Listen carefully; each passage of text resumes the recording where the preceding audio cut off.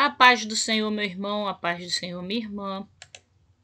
Eu estou aqui trazendo para você a nossa terceira aula de teologia pastoral. Vamos orar? Pai amado, Pai querido, é no nome do teu Filho amado Jesus que estamos aqui nesta noite, neste momento, ministrando, Pai, mais uma vez, mais a terceira aula do teologia pastoral. Pedimos a direção do teu Espírito Santo, que ele seja o professor, e todos nós, os alunos, cada um no seu nível, na sua posição. Em nome do Pai, do Filho e do Espírito Santo. Amém. O indivíduo chamado para o ministério. Deus chama homens para as mais diversas atividades do reino e, como ele é soberano na maneira de fazer as suas coisas, não tem um método único para efetuar a chamada, porém tem um método para cada chamada. 1. A chamada. A definição da chamada pode ser vista como a implantação da intenção divina dentro do coração da pessoa. 2. Método direto e indireto. Houve pessoas que foram chamadas diretamente pelo Senhor. São os casos de quem foi chamado diretamente, métodos diretos, né? Noé, lá em Gênesis capítulo 6, versículo 13. Noé, ele foi chamado diretamente por Deus, né? Peço perdão pelas mensagens entrando aqui. Eu vou ver se eu fecho o WhatsApp para parar de entrar. Pronto. Noé, Gênesis capítulo 6, versículo 13, Deus o chamou para constituir a arca. Então, ele foi chamado direto por Deus. Abraão, Deus o chamou para peregrinar. Gênesis 12, capítulo 12, versículo 1. Então, Abraão foi chamado diretamente por Deus. Outro que foi chamado diretamente por Deus, Moisés.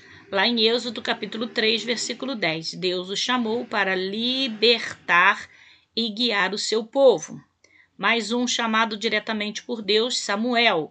Em 1 Samuel, capítulo 3, versículo 10. Deus o chamou para julgar a Israel. Também Davi, 1 Samuel, capítulo 16, versículo 13. Deus o chamou para reinar sobre o seu povo. Outro que foi, diretamente chamado direto de Deus. Isaías, lá em Isaías capítulo 6, versículo 9, Deus o chamou para profetizar para o povo.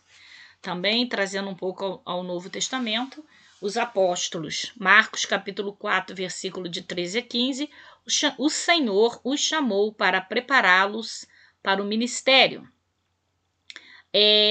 Paulo, Atos capítulo 26, versículo 19, foi chamado também Paulo diretamente, chamado direto de Deus. O Senhor o chamou para evangelizar aos gentios.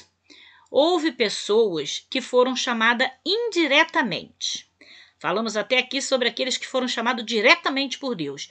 Mas houve também pessoas que foram chamadas indiretamente ou por intermédio indireto, o que pode envolver pessoas como também circunstância. Por exemplo, José. Gênesis 37. Deus o chamou para enfrentar as covas da vida até chegar ao lugar que deveria ocupar. Foi um chamado, de forma por método indireto. Josué, Números, capítulo 27, versículo 18 a 20, o maior exemplo de discipulado do Antigo Testamento, chamado para auxiliar Moisés, para depois substituir Moisés. Timóteo, lá no livro de Atos, capítulo 16, de 1 a 4, Timóteo foi separado por Paulo para a obra missionária, tornou-se no maior cooperador do apóstolo, lá em Romanos, capítulo 16 e versículo 21. O motivo e a necessidade da chamada. Por que tem que ter chamada? Qual o motivo? Qual a necessidade da chamada? O ministério não é profissão. Ao citarmos alguns exemplos do Antigo Testamento, fica claro que o ministério não é uma profissão. Na Antiga Aliança, o sacerdócio era privativo dos filhos de Arão, e os profetas eram chamados pelo Senhor diretamente. No Novo Testamento, o ministério é um dom.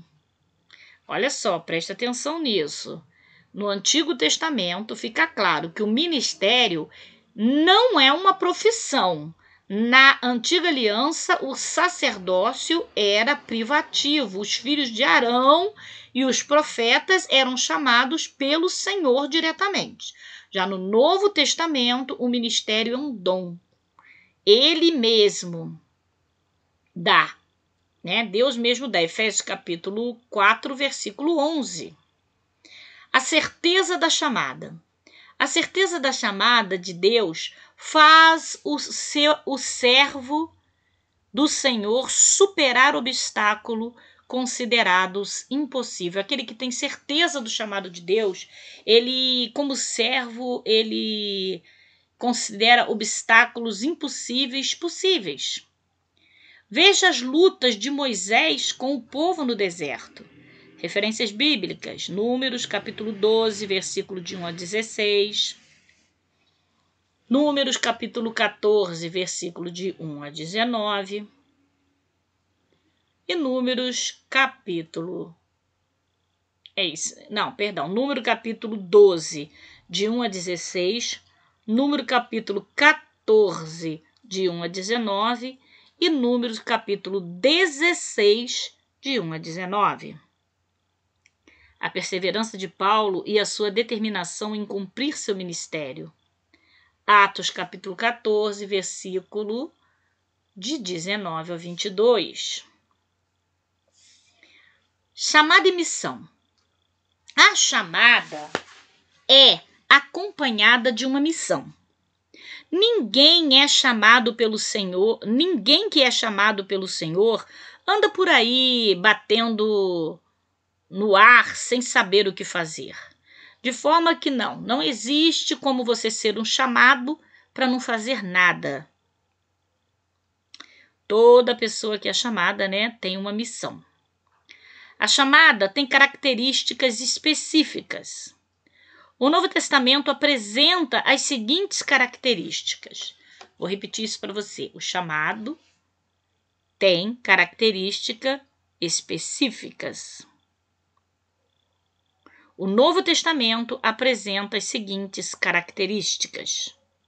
A. Divina. Não é uma incumbência dada por uma convenção ou igreja. A chamada divina não é uma incumbência dada por uma convenção ou igreja. Deus chama, a igreja reconhece, apresenta a presença do dom e o ministério ordena. Vou repetir. Deus chama, a igreja reconhece a presença do dom e o ministério ordena. Se não houver uma ação divina, não haverá dom e não haverá ministério. Pega essa, guarda, grava no seu mental, que tem muitos ministérios de qualquer jeito por aí. Pessoal, Deus tem o ministério certo para a pessoa certa e até o lugar certo em alguns casos. Deus é soberano e onisciente. Só Ele pode saber essas coisas. Soberana. O servo do Senhor, ao ser chamado, deve aceitar com humildade e abnegação, reconhecendo isso como um ato de conhecimento deste Deus soberano. Tem que confiar no Senhor, ainda que algumas coisas não lhe sejam muito claras. Leia Isaías capítulo 55, versículo de 8 a 9. E também 1 Coríntios, capítulo 2 e versículo 16. D. definitiva. A chamada para o ministério é definitiva. Aquele que é chamado não pode impor condições. Pelo contrário, deve agradecer a Deus o privilégio de ser chamado. Referência bíblica é Lucas, capítulo 9, versículo de 57 ao 62. E 1 Timóteo, capítulo 1, versículo de 12 a 13. Até a próxima aula. Deus te abençoe.